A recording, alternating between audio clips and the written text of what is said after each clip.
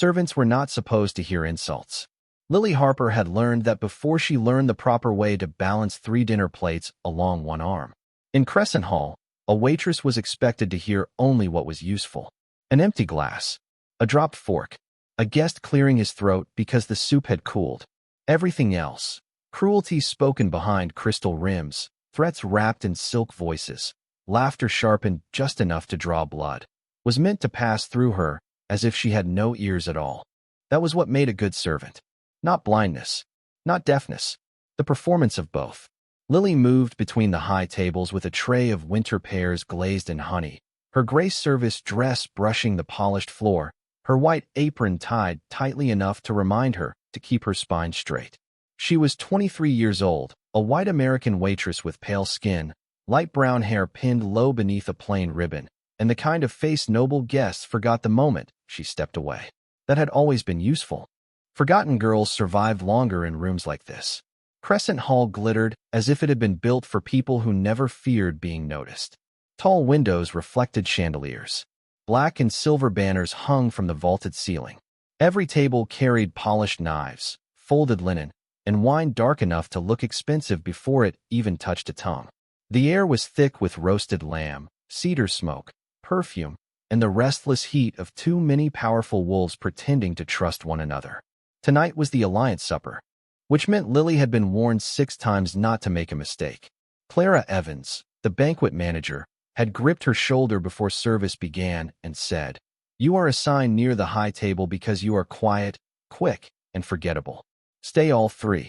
Lily had nodded. She was good at nodding. She was good at lowering her eyes before an alpha decided her looking was disrespectful. She was good at stepping backward before a sleeve brushed her tray. She was good at saying, "Of course, ma'am," in a voice so soft it gave people no edge to punish. But she was not good at not hearing. That was the problem. She heard everything. She heard the Western envoy lie about border losses because his laugh came half a breath late. She heard a councilman call a servant boy useless under his breath after the boy saved him from spilling wine on his own coat.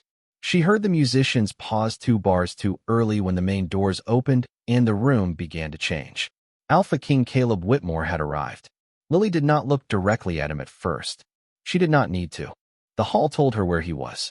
Conversations thinned. Backs straightened. Dominant wolves who had been taking up too much space suddenly remembered how to make room. Power did not enter loudly with Caleb Whitmore. It entered cleanly, coldly, like a blade being set on a table. Beside him walked his mother. Eleanor Whitmore was smaller than Lily had expected. 68, perhaps, with silver hair pinned beneath a black veil and one gloved hand resting on a carved ebony cane. She walked slowly, but not weakly. There was a difference. Weakness asked the room for mercy. Eleanor asked for nothing. Her chin remained lifted, her eyes clear, her mouth calm in a way that made several younger nobles look away first. Lily noticed that.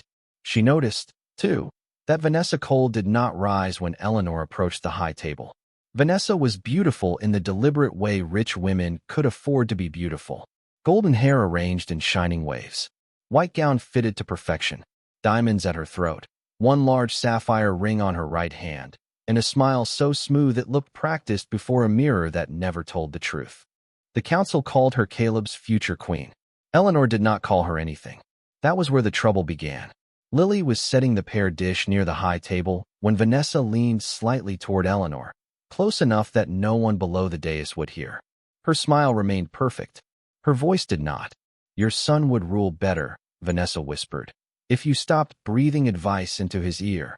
Lily's fingers tightened around the silver tray. Not enough to rattle it. Enough to hurt. Eleanor did not flinch. She only turned her pale eyes toward Vanessa, calm and tired and terribly dignified. Lily waited for someone else to react. Caleb was speaking to a border elder 3 seats away. The guards watched the room, not the women at the table. Clara stood near the service arch counting wine decanters. Every powerful person in Crescent Hall had chosen the wrong direction to look. Vanessa smiled wider. Lily lowered her eyes, because servants were not supposed to hear insults. But she had heard this one, and something inside her did not move on. Lily had learned to read a room, because rooms like Crescent Hall rarely told the truth out loud. Truth lived in smaller places. In the way a guest's fingers tightened around a wine glass when an old debt was mentioned. In the half-second pause before a noblewoman smiled at someone she hated. In the slight turn of a guard's shoulder when he decided which person mattered more if violence broke out. In the silence that followed a cruel sentence, when everyone close enough to hear pretended they had not. Lily knew those silences best. She had been serving tables since she was 18, though she had carried things long before anyone paid her for it. Laundry baskets, firewood, bowls of broth to sick neighbors. Her mother's sewing basket when the candles burned low and rent was due. Useful girls became useful women if they survived long enough, and Lily had survived by learning what powerful people wanted before they had to ask. That was why Clara had placed her near the high table. Quiet, quick, forgettable.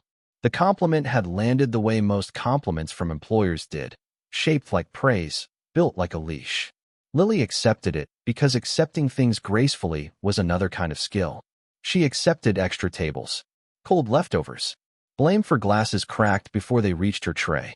She accepted being called girl by men younger than her, sweetheart by men old enough to know better, and invisible by the simple fact that no one ever asked if her feet hurt after 6 hours standing on polished stone. But she did not accept what Vanessa had just said. Not inside. Outside, Lily continued serving. She set the pears down without sound. She replaced an empty bread plate beside the northern envoy. She poured water for a woman whose bracelets clicked like tiny chains every time she lifted her hand. Her face remained calm because calm was part of the uniform, as necessary as the apron and the pinned hair. Inside, she watched Eleanor Whitmore. The old woman did not answer Vanessa at once. She simply rested both hands on the head of her ebony cane, one gloved finger tapping lightly against the polished wood. Once, twice, then still. Most would have mistaken it for age. A tremor, a habit, the restless movement of a woman too old to sit through another political supper without discomfort. Lily did not. Her grandmother had lost her voice after a winter fever when Lily was 14. For 3 years after that, Lily had learned the language of small signals because the world did not grow kinder just because someone could no longer speak loudly enough to correct it. 2 taps meant help. A palm flat meant wait. Fingers curled inward meant danger close. Eleanor's finger had tapped twice. Lily's heart changed pace. She looked toward Caleb Whitmore. The Alpha King stood 3 seats away, listening to a border elder speak with the heavy seriousness of a man trying to borrow importance from proximity. Caleb's face revealed nothing. Not impatience. Not warmth. Not the faintest awareness that his mother sat within reach of a woman who smiled like a polished knife. Vanessa leaned closer again. This time Lily could not hear the words, only the shape of them. Soft, controlled, designed to wound without moving the room. Eleanor's mouth tightened. Lily saw Vanessa's right hand settle near the sapphire ring. Then she saw Beta Ryan Mercer shift behind the high table, placing himself exactly between Eleanor and the nearest guard. Not by accident. Rooms told the truth in small places. And suddenly, every small place around Eleanor Whitmore was warning Lily to look closer. Caleb Whitmore did not sit beside his mother. That was the detail Lily noticed next. It should not have mattered.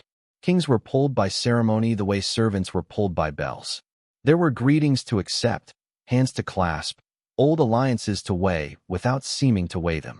The Alpha King moved through Crescent Hall with the controlled patience of a man who knew every eye had been trained on him before he entered, and who had long ago stopped mistaking attention for trust. Still, he looked back once. Only once. Toward Eleanor. The glance was brief enough that most people missed it. A son checking that his mother had reached her chair. A king confirming that the woman who raised him had been given the respect his name demanded. His face did not soften. Men like Caleb Whitmore did not let softness appear in public unless they wanted it used against them. But something in the direction of his eyes changed, just for that heartbeat. Lily saw it. Vanessa saw it too. That was why her smile sharpened. Eleanor sat at the left side of the high table, her cane resting against the carved arm of her chair. The black veil framed her silver hair, and the candlelight drew fine lines across her face, not weakening her features, but making them more precise. She looked like a woman carved from winter and old grief, a woman who had survived long enough to understand that power did not always protect the people holding it. Vanessa took the seat beside her without asking. The hall accepted it because the council had accepted Vanessa, because she wore the future queen's jewels. because she had learned how to move as though permission followed her rather than preceded her. Her white gown shimmered each time she turned, its sleeves falling back from smooth wrists, its diamonds catching flame from the chandeliers and throwing it back in fragments. Lily hated that something cruel could look so bright. She moved closer with a pitcher of water. Close enough to serve. Close enough to hear. Vanessa placed one hand lightly on the table beside Eleanor's plate. The sapphire ring on her right hand glowed blue and cold. "You must be exhausted," Vanessa said, smiling toward the room rather than the woman beside her. "These gatherings are hard on older wolves." Eleanor looked at her. "Only when they are filled with children pretending to be queens." Lily almost spilled the water. Almost. Her fingers tightened around the pitcher handle, but the stream remained clean and steady as she filled Eleanor's glass. That was what years of service did. It trained the body to continue even when the heart stumbled. Vanessa's smile stayed in place. Her eyes did not. For the first time, Lily saw the anger beneath the polish. Not embarrassment. Not hurt pride. Something uglier. A flash of fury from a woman who had expected the old mother to lower her head and instead found steel under the veil. Beta Ryan Mercer shifted again. He stood behind the high table now, angled as if speaking to a guard, but his body blocked the clearest view of Eleanor's chair from the lower floor. His hand rested on the back of Vanessa's seat. Casual. Protective. Planned. Lily lowered the pitcher. The room continued shining. Caleb spoke with the border elder. The musicians played. Servants moved between tables as if nothing in the world had changed. Vanessa leaned closer to Eleanor, her lips barely moving. A mother should know when her son no longer needs her. Eleanor's hand tightened once around the cane. Then her gloved finger tapped the polished wood again. Twice. Help. Lily felt the word strike her ribs. She looked at Clara near the service arch, but Clara was arranging wine decanters and refusing to see anything beyond them. She looked toward the nearest guard, but Ryan's broad shoulder blocked his line of sight. She looked toward Caleb, but 3 councilmen had closed around him like a wall of expensive coats and careful smiles. No one was looking. No one except Lily. Vanessa's right hand moved to her ring. Slowly, almost lazily, she twisted the sapphire once around her finger. Then she began to pull it off. The sapphire ring came off too easily. That was what frightened Lily. Vanessa did not struggle with it. She did not tug, twist, or smile an apology the way women did when jewelry caught on skin. The ring slid from her finger as if it had been loosened before she ever sat down beside Eleanor Whitmore. As if this moment had been prepared. Lily stood with the water pitcher in both hands and felt the cold certainty of it settle through her body. People did not remove rings without reason. Not at the high table. Not during an alliance supper. Not when every gesture could become rumor by morning. A future queen did not strip a sapphire from her hand unless the stone was about to become inconvenient. Unless she meant to strike someone and did not want the jewel to cut her own finger. Lily had seen it before. Not in halls like this, not beneath chandeliers, not beside kings and councilmen. She had seen it in roadside taverns where drunk men took off signet rings before swinging at one another, in kitchens where a noblewoman slapped a maid and then complained that the girl's cheek had scratched her gemstone, in back corridors where anger always prepared itself one small movement before it became violence. Vanessa placed the ring beside her wineglass. Quietly, delicately, like a woman setting down a flower. Eleanor watched the movement without lowering her eyes. "You should put that back on," she said. Vanessa's smile returned, thinner now. "Worried I might lose it?" "No," Eleanor said. "Worried you might show everyone why you removed it." Lily's breath caught. The words were not loud. They did not need to be. They landed between the 2 women with the softness of silk dropped over a blade. Vanessa's face remained beautiful, but beauty was no longer enough to hide what moved beneath it. Ryan Mercer shifted again. This time his elbow knocked lightly against the back of Vanessa's chair. A warning. Or permission. Lily could not tell which was worse. She looked toward Caleb. The Alpha King had turned slightly, but one of the councilmen stepped forward with a parchment, blocking his view for half a second. Only half a second. That was all a cruel person needed if everyone else had been arranged carefully enough not to see. Lily took one step back, then another. Not away. Around. She moved as if clearing space for a servant carrying bread behind her. She angled the pitcher downward. giving herself a reason to remain near Eleanor's chair. Her pulse beat hard at the base of her throat, but her face stayed calm because fear shown too early became evidence against the person feeling it. Clara's voice hissed from the service arch, "Lily." A warning. Lily pretended not to hear. Servants were not supposed to hear insults, after all. Vanessa leaned close to Eleanor once more. "You have mistaken age for authority," she whispered. Eleanor's hand tightened around the cane, but her chin lifted. "And you have mistaken access to my son for a crown." The room did not hear it. Vanessa did. Her right shoulder moved. Small. Sharp. The beginning of a swing. Lily set the pitcher down without a sound. Lily set the pitcher down because her hands needed to be empty. That was the first truth. The second was that she had no right to do what she was about to do. Every rule of Crescent Hall stood between her and Eleanor Whitmore. Rank. Distance. Silence. The polished geography of the high table, where servants approached only from the left, spoke only when addressed, and disappeared before their presence became something anyone had to acknowledge. Lily knew those rules the way she knew the ache in her feet after midnight. They were not written for comfort. They were written so people like her could be blamed the moment a powerful room became uncomfortable. Still, Vanessa's shoulder had moved. Not enough to strike yet. Enough to promise it. Lily looked once toward Caleb Whitmore. The Alpha King was still surrounded by councilmen, his head slightly turned toward the parchment being shown to him.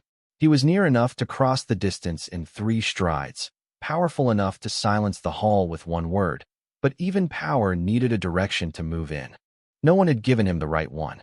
Ryan Mercer had made certain of that. The Beta stood with his broad back angled between Caleb's guards and Eleanor's chair, smiling faintly, as if listening to a conversation no one else could hear. His position looked accidental only to people who had never served tables. Lily had spent years navigating bodies that blocked paths on purpose. Men like Ryan did not stand anywhere by chance. She stepped toward Clara. Only one step. "Miss Evans," Lily said softly. Clara's eyes snapped to her with immediate irritation. "What are you doing away from your station?" Lily kept her voice low. "Lady Whitmore is being threatened." The words felt enormous once spoken, too large for a waitress's mouth. Clara's face changed, but not with concern. With fear. The quick, hard fear of a woman who understood exactly what Lily had said and hated her for saying it where truth might require action. "Do not involve yourself in royal family matters," Clara whispered. "She tapped twice," Lily said. "She needs help. She is an old woman with a cane." She removed her ring. Clara's fingers tightened around the wine list. "Enough." Behind them, Eleanor's voice came again, low and clear. "A crown cannot be worn by a hand that only knows how to strike." Lily turned. Vanessa was standing now. Slowly, gracefully, her right hand bare. The sapphire ring lay beside her wineglass like a small blue eye watching the room fail. Lily moved toward the nearest guard. "Sir," she said, "please look at Lady Whitmore." The guard did not even turn fully. His gaze flicked over Lily's uniform, her apron, her empty hands, and dismissed her before judgment could become effort. "Return to service. She is in danger." Servants do not interpret noble gestures. The sentence struck harder than a reprimand because it was not personal. It was the voice of the entire hall speaking through one man. Servants did not interpret. Servants did not accuse.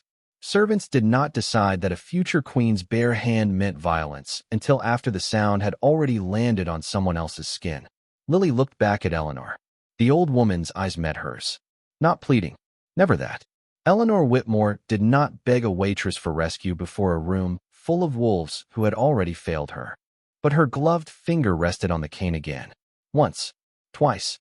"Help." Vanessa leaned down as though adjusting the white linen at Eleanor's place setting. Her mouth curved near the old woman's ear. "You should have stayed home," she whispered. Then her hand rose. The room did not see it. Lily did. And this time, she stopped asking permission. Vanessa's hand cut through the candlelight. That was how Lily remembered it later. Not as a blur. Not as a mistake. Not as some delicate misunderstanding between noble women that servants had no right to name. The hand rose bare and pale beneath the chandeliers, fingers spread, wrist loose with the confidence of someone who had never once wondered whether the room would believe her afterward. Lily moved before the first gasp could form. She did not think of Clara's warning. She did not think of the guard who had dismissed her. She did not think of the rules carved into every polished inch of Crescent Hall, rules that said a waitress was furniture with hands, useful only until she became visible. She stepped between Vanessa Cole and Eleanor Whitmore. The slap landed against Lily's forearm. The sound cracked across the high table. Sharp, flat, unmistakable. For half a second, nothing else existed. Not the music, not the candles, not the dozens of powerful wolves turning at last toward the thing they had refused to see building in front of them. Only the sting blooming hot along Lily's arm, and the sudden terrible stillness of a room realizing a servant had just interrupted violence meant for the Alpha King's mother. Lily's tray tilted where she had caught it with her other hand. 3 drops of wine fell onto the white linen. 1, 2, 3. Red against white, bright as a warning. Vanessa stared at her own hand as if it had betrayed her by striking the wrong person. Then her face changed. Lily saw the calculation arrive before the outrage. The quick gathering of breath, the widening of eyes, the tiny tremble added to the mouth because fear looked better on a future queen than fury did. She attacked me, Vanessa cried. The hall inhaled. Lily did not move. Her arm burned. The skin beneath the sleeve had already begun to pulse where Vanessa's palm had struck. She could feel Eleanor behind her, still seated, still upright, one gloved hand gripping the cane so tightly the leather creaked. Ryan Mercer stepped forward at once. I saw it, he said. The waitress lunged at Lady Vanessa. Lily turned her head slowly. Ryan's expression was perfect. Concerned, stern, loyal to the room's preferred story before the room even finished choosing it. 2 guards moved toward Lily. Clara stood frozen near the service arch, her face drained of color. Lily looked at her, just once, and saw the answer before Clara gave it. No help would come from there. Of course not. Help rarely came from people whose safety depended on never admitting they had seen danger.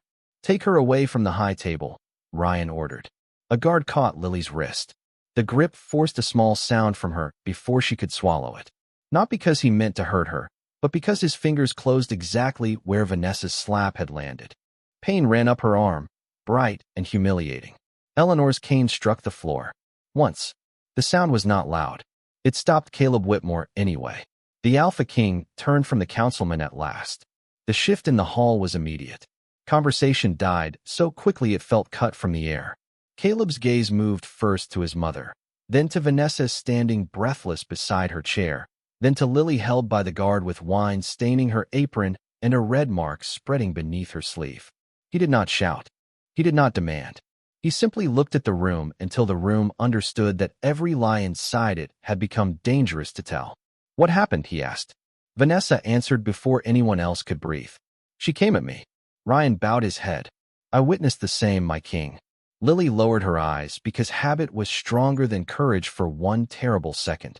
Then Eleanor Whitmore stood, slowly, with the cane in one hand and the other resting lightly on Lily's shoulder. No, Eleanor said, her voice thin but clear enough to reach the farthest wall. This girl stepped where my own court would not. The guard's hand loosened. Lily looked up. Eleanor's fingers remained on her shoulder, fragile in weight, absolute in meaning. She took the shame meant for me, the old woman said. And for the first time that night, Crescent Hall saw the waitress not as a servant who had crossed a line, but as the only person who had crossed it for the right reason. Vanessa recovered faster than anyone decent would have. That was the first thing Lily noticed. The future queen's face had gone pale when Eleanor spoke, but only for a breath. Then the softness returned, arranged carefully over panic, the way a hand might smooth wrinkles from a ruined tablecloth and pretend the stain beneath it had vanished. Her eyes glistened. Her lips trembled. She looked suddenly fragile beneath the chandeliers, all white silk and wounded dignity. Lily understood the performance because servants were often forced to clean up after it. My king, Vanessa whispered, turning toward Caleb as if she could not bear the cruelty of being misunderstood.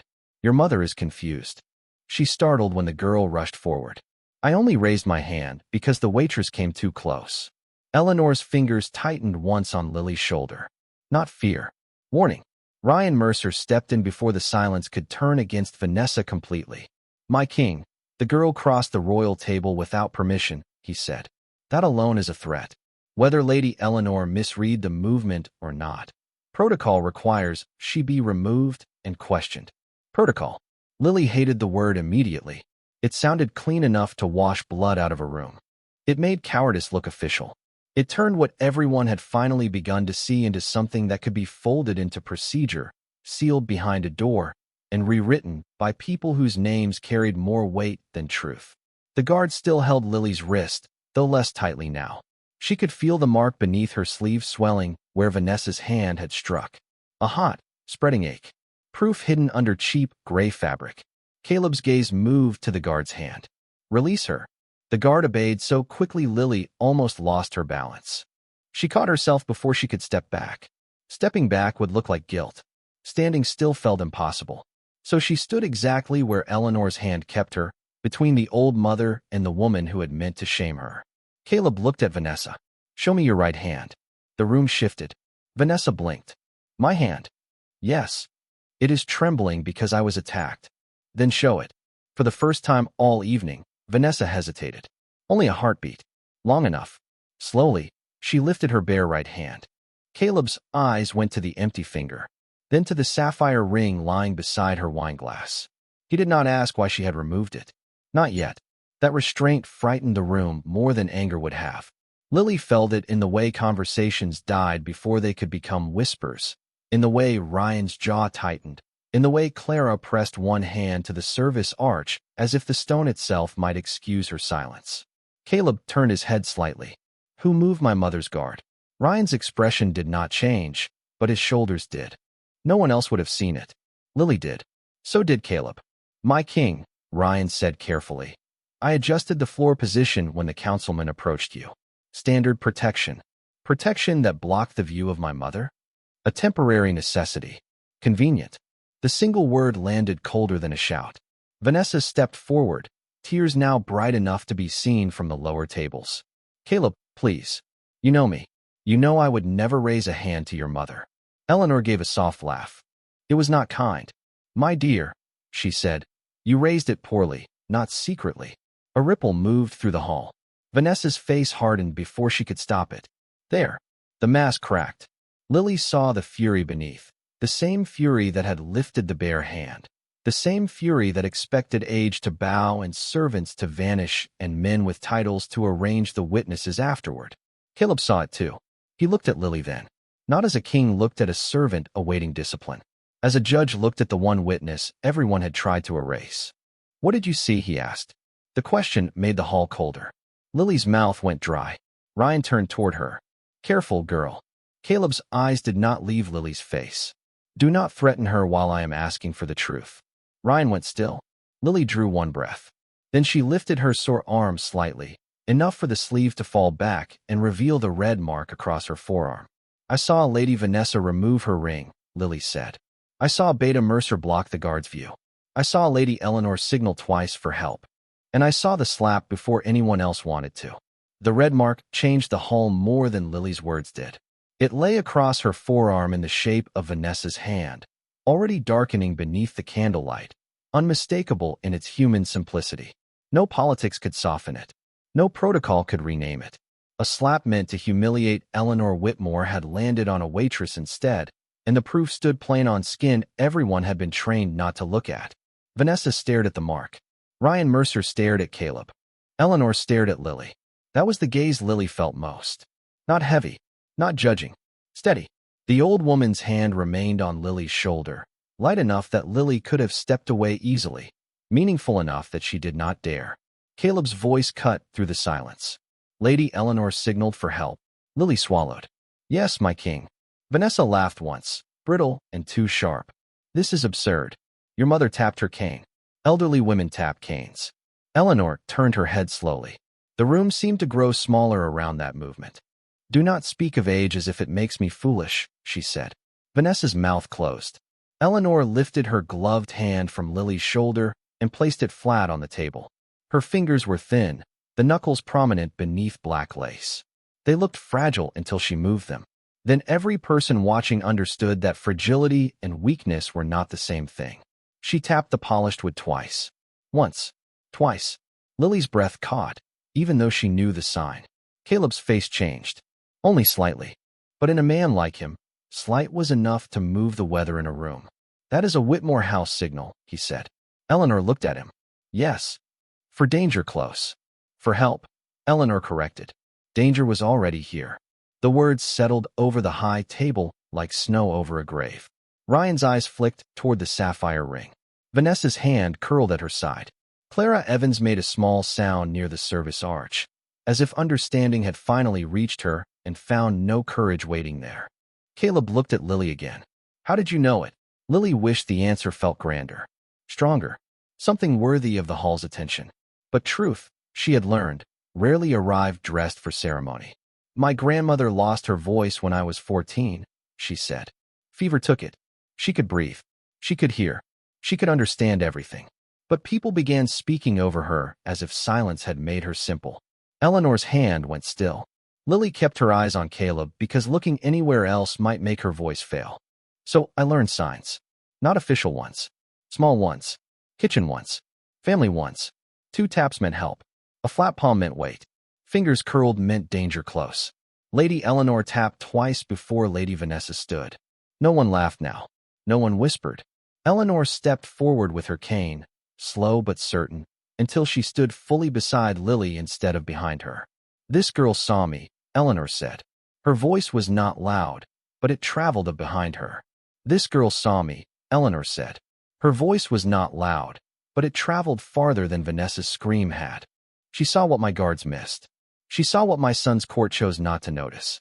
She saw a woman being cornered, not an old relic being inconvenient." Vanessa's face flushed. "You cannot possibly expect them to believe a waitress over." "I expect them to believe the bruise," Eleanor said. "I expect them to believe the ring you removed. I expect them to believe the guard whose view was blocked. And if they still cannot manage that, they may believe me." She reached for Lily's surarm. Lily almost pulled back from instinct. Eleanor paused, waited, then gently touched the edge of the red mark. Not pressing, not claiming, only acknowledging. "This girl took the shame meant for me," she said. "And I will not allow you to punish her for having more courage than the people born to protect me." For the first time, Lily did not feel like a waitress standing too close to the high table. She felt like a witness. And Caleb Whitmore, looking from his mother's hand to Lily's marked arm, looked like a king who had just decided which version of the truth would survive the night. Caleb Whitmore removed Vanessa's ring before he removed her title. That was the first thing the hall remembered. He did not snatch it. He did not shout for guards, or bare his teeth, or let anger make him careless. He reached across the table with the terrible calm of a man who had already judged the room and found it wanting. 2 fingers closed around the sapphire ring lying beside Vanessa's untouched wineglass. The jewel looked small in his hand, smaller than it had looked on hers. A future queen's ornament reduced to a piece of evidence on a king's palm. Vanessa's face drained of color. "Caleb," he looked at her then, not as a man looks at a woman he once intended to marry, not even as a king looks at a political problem. He looked at her as a son whose mother had been marked for public humiliation while his entire court looked in the wrong direction. "You removed this before you raised your hand," he said. Her mouth opened, closed. Ryan Mercer stepped forward. "My king, with respect, this is being distorted by emotion." Caleb's gaze moved to him. Ryan stopped speaking. The silence that followed was not empty. It was the sound of survival instincts waking too late. "Emotion," Caleb repeated. His voice was soft enough that Lily felt the hair rise along her arms. "My mother signaled for help. Her guard's view was blocked. A waitress warned your staff. A future queen removed her ring. And when the strike landed on the wrong skin, both of you called the witness a threat." Ryan's jaw tightened. "Protocol required. Protocol did not require you to move the guard." The words cut cleanly. Caleb turned toward the nearest captain. "Who reassigned my mother's floor position?" The captain's face went pale. "Beta Mercer gave the instruction, my king. He said it came from you." The hall shifted. Not loudly. No one dared. But the truth moved through it like a door opening in a locked room. Vanessa took 1 step back. "I was frightened. The girl rushed me." Eleanor's cane struck the floor once. Vanessa stopped. Caleb placed the sapphire ring on the white tablecloth. "Vanessa Cole," he said, each word carrying to the farthest wall, "you are no longer recognized as my intended bride, political or otherwise." A breath broke across the room. Your access to Whitmore Court is revoked. Your family's alliance will be reviewed under formal inquiry. Until that inquiry is complete, you will leave Crescent Hall under guard." Vanessa stared at him as if he had slapped her without raising a hand. Ryan moved then, not toward the door, but toward Lily. Only one step. Caleb saw it. So did every guard this time. "Touch her," Caleb said, "and you lose more than rank." Ryan went still. Lily did not breathe. The old part of her waited for someone to correct the king, to remind him that she was only a waitress, only a girl in a gray dress with a red mark on her arm and wine stains on her apron. But no one spoke. No one looked away. No one dared return her to invisibility after the Alpha King had placed his protection in front of her like a drawn blade. Caleb faced the hall. "You all saw a servant cross a line," he said. "What you failed to see was why." His eyes swept over nobles, guards, councilmen, and servants alike. "She crossed it because my mother was being cornered in front of men sworn to protect her. She crossed it because courage reached her faster than authority reached me." Lily's throat tightened. Eleanor's hand found hers, fragile and steady. Caleb turned to Lily last, not as an afterthought, as the point. "Lily Harper," he said, and hearing her full name in his voice made the entire hall feel too large and too small at once. "You protected my mother when my court chose comfort over courage." He stepped closer, then stopped at a respectful distance, letting everyone see that he did not need to touch her to claim her safety. "From this moment, you are under my protection. Anyone who calls you just a waitress answers to me." Clara lowered her head. The guards bowed. Vanessa was escorted away in silence, her white gown trailing behind her like a fallen banner. Lily stood beside Eleanor Whitmore at the high table, her arms still aching, her heart still unsteady, but her head no longer bowed. She had not tried to win a king. She had not tried to enter his world. She had only stepped between cruelty and an old woman who deserved dignity. And somehow, in front of the entire hall, that had made her impossible to forget. The hall did not return to celebration. No one knew how to make it. The musicians sat with their bows lowered, fingers still resting on strings that no longer dared to sing. Servants stood beside half-cleared tables, trays held at wrong angles, wine cooling in crystal pitchers, bread baskets forgotten where hands had abandoned them. Nobles who had spent the evening speaking in polished voices now looked at the floor, at their plates, at anything except the waitress with the red mark on her arm. Lily had thought being stared at would feel like fear. It felt stranger than that. Fear was sharp. Fear had direction. Fear told the body to lower its eyes, step back, apologize, vanish. This was heavier. The weight of people realizing they had looked through her for hours, perhaps years, and that invisibility had not made her empty. It had made her witness to everything they missed. Eleanor Whitmore still held her hand. Not tightly, not as if Lily might run. Gently, with the careful pressure of an old woman who understood that public courage often left the private body trembling afterward. "You should sit," Eleanor said. Lily almost said she was not allowed. The answer rose automatically, shaped by years of service. Waitresses did not sit at the high table. Waitresses did not rest while dishes remained. Waitresses did not take comfort from women whose names were stitched into banners. But Caleb Whitmore heard the silence before the words could embarrass her. "Bring a chair," he said. 3 servants moved at once. Lily's face warmed. "My king, I can stand." "I know," Caleb said. That was all. Not a correction. Not a command wrapped in kindness. A simple acknowledgement that standing had never been the issue. She could stand. She had proven that before the entire hall. The chair was not because she was weak. It was because, for once, someone powerful had decided she did not need to keep proving she was useful in order to deserve care. A chair was placed beside Eleanor's. Lily sat because refusing would have made the moment about obedience again, and Eleanor's fingers squeezed hers once, approving. Across the hall, Vanessa's absence seemed louder than her presence had been. The white chair she had occupied remained pulled back. Her sapphire ring still lay on the table before Caleb, a cold blue eye trapped in candlelight.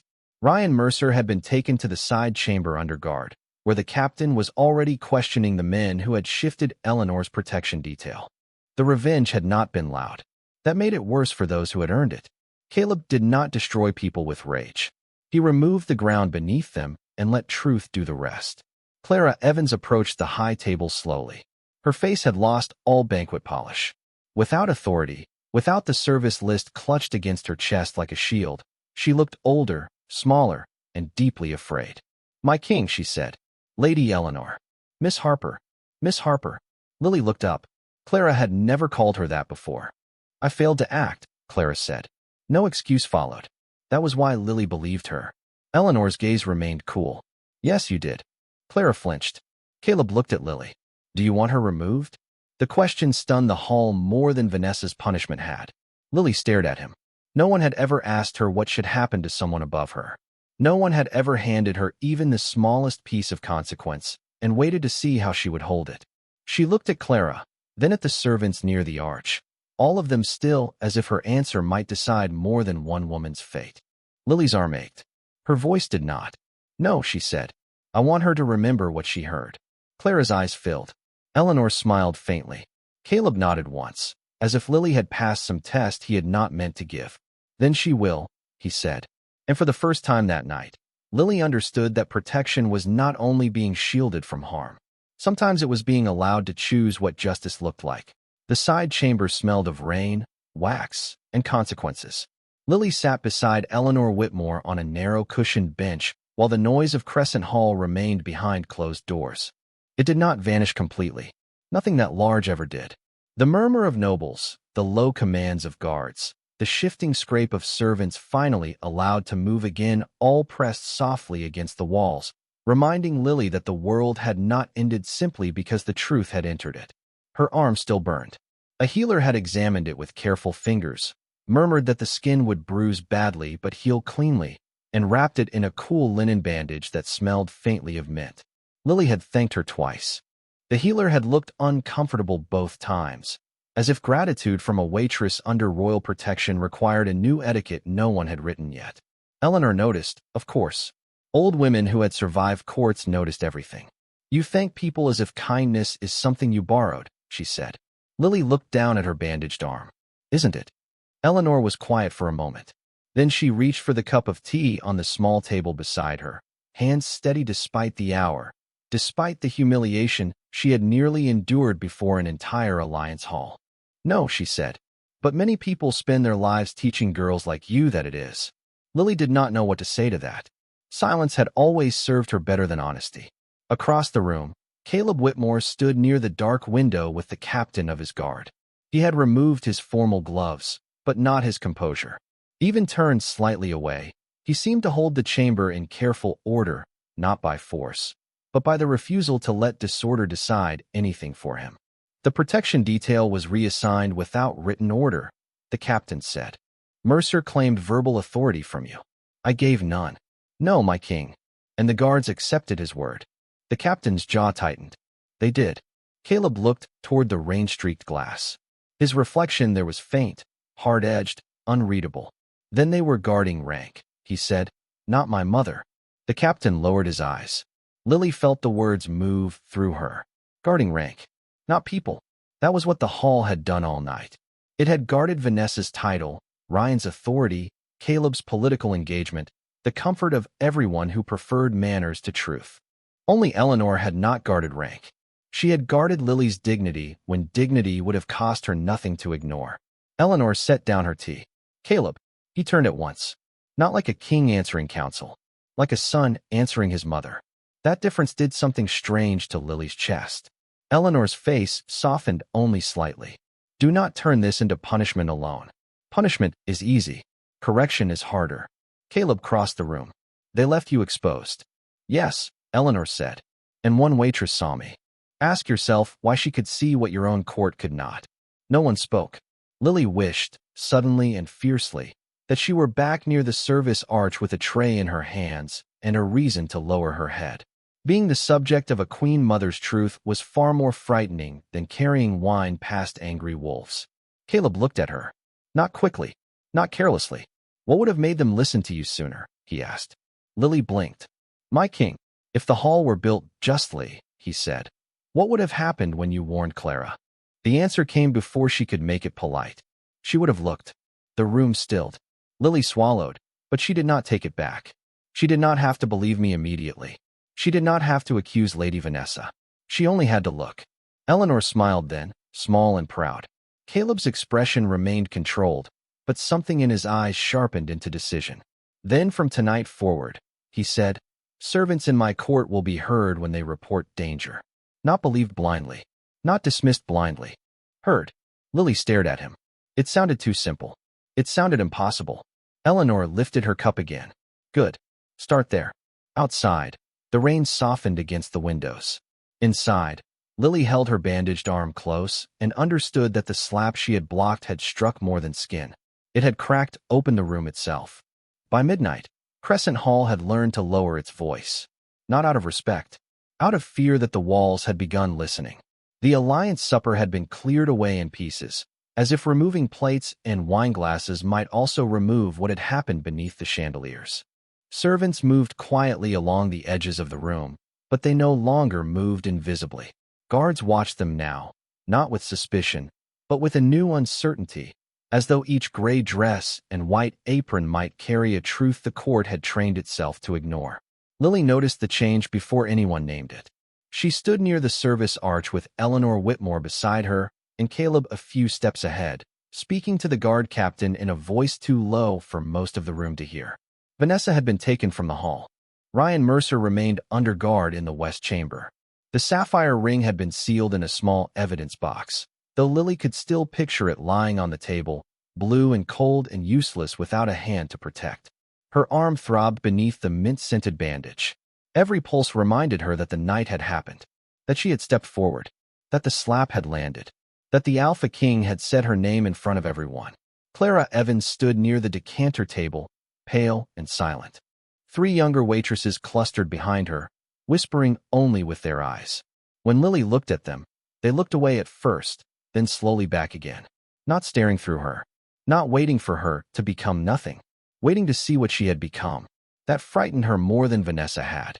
Eleanor leaned slightly on her cane. You are wondering whether they hate you. Lily's lips parted. The old woman did not look at her. They do not. They are wondering whether courage is contagious. Lily let out a breath that was almost a laugh, and not quite one. I hope not. It hurts. Eleanor's mouth curved faintly. Most useful things do. Across the room, the guard captain raised his voice. By order of Alpha King Caleb Whitmore, all testimony from servants present near the high table will be taken tonight. No servant will be punished for reporting what they heard or saw. The room changed again. This time, not with shock. With movement. Small, uncertain, powerful movement. A kitchen boy stepped forward first. Then one of the wine girls. Then the young footman who had carried bread past Vanessa's chair. One by one, people who had spent the night pretending not to hear began to admit that they had heard everything. Vanessa's insult. Ryan's order. Clara's refusal. The ring. The slap. Lily stood very still as their voices filled the hall. Not loud voices. Not brave voices at first, but real ones. Caleb listened to each without interruption. That was the revenge no one had expected. Not rage. Not spectacle. A king forcing his court to hear the people it had survived by silencing. Ryan Mercer was brought in before the final testimony. His face remained composed until the bread boy repeated the exact words Ryan had used to move Eleanor's guard. Then composure left him, not dramatically, but completely, like a candle blown out in a closed room. Caleb looked at him. You did not strike my mother, he said. You made room for it. Ryan said nothing. He had no title large enough to cover that truth. When the guards took him away, no one followed with their eyes for long. The hall had already turned toward Lily. She wished they would not. Then Eleanor touched her hand. Stand straight, she said softly. Lily did. Caleb crossed the room and stopped before her, far enough to give her space, close enough that every person present understood he had chosen where to stand. Lily Harper, he said, tonight you protected my mother. Tomorrow, this court changes because you refuse to pretend not to see. Her throat tightened. She wanted to say she had only done what anyone should have done, but that would not be true. Anyone had not done it. She had. So Lily lowered her eyes only for a breath, then lifted them again. And this time, the hall waited for her to speak. Lily had carried words all her life without being allowed to set them down. That was what she understood when Crescent Hall waited. The silence before her was not the same silence she had lived inside as a waitress. That silence had been a wall, built from rank and fear and the expectation that a girl in a gray dress would know better than to make anyone important uncomfortable. This silence was different. This one made room. Lily looked at the servants first. Not the nobles. Not the councilmen. Not even Caleb Whitmore, though she could feel the steadiness of him standing a few steps away. She looked at the kitchen boy with flowers still caught in his hair, the wine girl twisting her apron between both hands, the footman whose voice had shaken but had spoken anyway. She looked at Clara Evans, who stood pale and ashamed near the decanter table, and at the guards who no longer seemed certain that watching doors was the same thing as protecting people. Then she looked at Eleanor. The old woman nodded once. Not permission. Faith. Lily drew a breath. I do not want anyone punished for being afraid, she said. Her voice sounded too small at first. Then the hall gave it back to her, and it became larger. Fear is why most of us survive rooms like this. We hear things. We see things. We know when a hand is about to rise, when a glass is wrong, when a guard has been moved to the wrong place. But we are taught that noticing is not our duty. Only serving is. No one interrupted. So she continued. Tonight, Lady Eleanor asked for help twice. I saw it because my grandmother once needed the world to understand her without words. I moved because no one else did. But I should not have been the only one allowed to notice after the harm was already done. The red mark beneath her bandage pulsed. Lily let it. If servants are close enough to carry your wine, your plates, your letters, your coats, and your secrets, then we are close enough to be heard when we warn you. The hall remained still. Caleb's eyes did not leave her face. Then Eleanor Whitmore stood a little straighter, both hands on her cane. Well said. 2 words. They broke something. Not loudly, not dramatically, but Lily felt it happen. The shame in the room shifted direction. It no longer rested on the waitress who had crossed a line. It moved toward the people who had drawn the line around cruelty and called it order. Caleb turned to the guard captain. Record her words. The captain bowed. Yes, my king. By morning, every hall under Whitmore authority will receive a new order. A servant who reports danger will be heard by a ranking officer. Any noble who retaliates against them for speaking will answer to me. A murmur moved through Crescent Hall. This time, Lily did not shrink from it. Caleb looked back at her. And you, Lily Harper, will not return to Crescent Hall as a waitress tonight. Her heart stumbled. My king, you will remain with my mother until she chooses her new household attendants, he said. If you accept. If. The word mattered more than the offer. Lily turned to Eleanor. The old woman's smile was faint, sharp, and warm all at once. I prefer attendants who know when not to ask permission. For the first time that night, Lily almost laughed. Almost. Instead, she bowed her head only slightly. Not low enough to disappear. I accept. Outside, dawn had not yet come, but the windows had begun to pale at their edges. Crescent Hall looked tired in the thinning candlelight, stripped of glamour, heavy with truth, but still standing. So was Lily. Vanessa had wanted Eleanor humiliated. Ryan had wanted the room blind. The court had wanted comfort. But a waitress had stepped forward. She had taken the slap meant for the Alpha King's mother, and the sound of it had woken an entire hall.